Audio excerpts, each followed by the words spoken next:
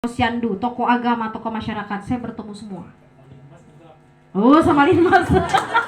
Oh, luar biasa ada Linmasnya ya, Pak. Diri yang pangkas yang terhormat itu ya.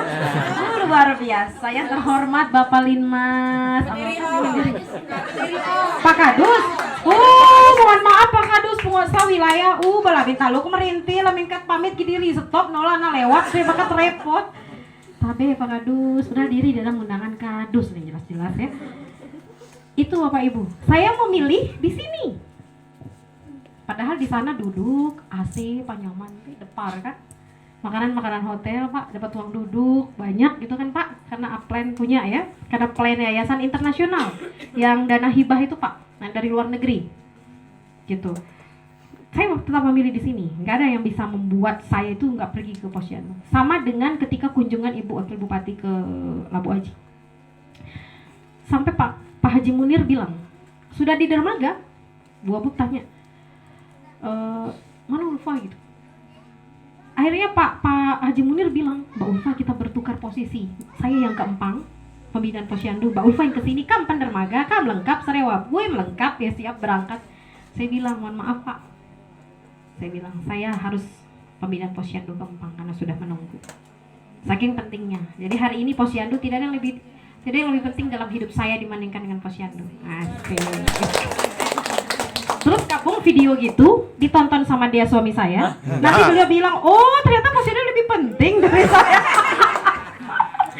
Beliau suka balik-balikan kata-kata saya ya. Kadang beliau suka lihat, Napoli ke Gesa apa Simpang Tanu lewat ke Kaliwang kan.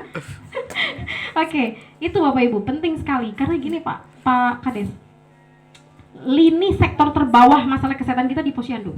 Tidak usah pernah bermimpi akan mendapatkan keturunan generasi yang sehat dan cerdas kalau Posyandu kita belum baik. Tidak usah bermimpi remaja kita akan jadi remaja yang berkualitas di masa depan kalau Posyandu kita yang belum baik. Contoh, misalnya sasaran remaja sebagai sasaran Posyandu Pak Kades kita ketahui menjadi sasaran Posyandu.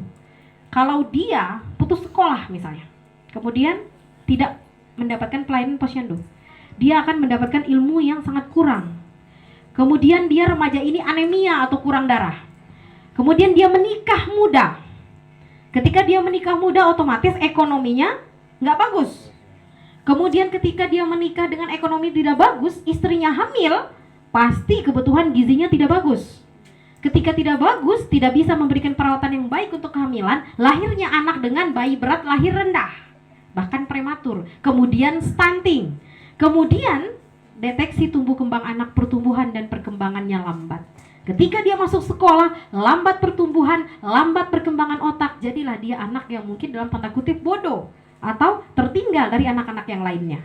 Kemudian setelah itu nanti muda, setelah dia remaja, tidak cukup ilmunya Pak, karena perawatan di dalam keluarga tidak bagus. Ulang lagi siklus itu, menikah muda lagi dia. Apa itu tidak akan menjadi bonus demografi, bonus kependudukan yang akan menjadi berat di masa depannya? Tidak kita lihat hari ini Bapak Ibu. Kalau Pak Kades buat rabat langsung kita, Pak Kades kam rabat gang tuh gitu. Ya, dirasakan oleh generasi hari itu. Tapi ketika beliau berbuat untuk Posyandu kita 5 tahun, 10 tahun, 25 tahun, 100 tahun ke depan. Siapa tahu dari Marinte lahir ketua DPR RI di Jakarta di Senayan.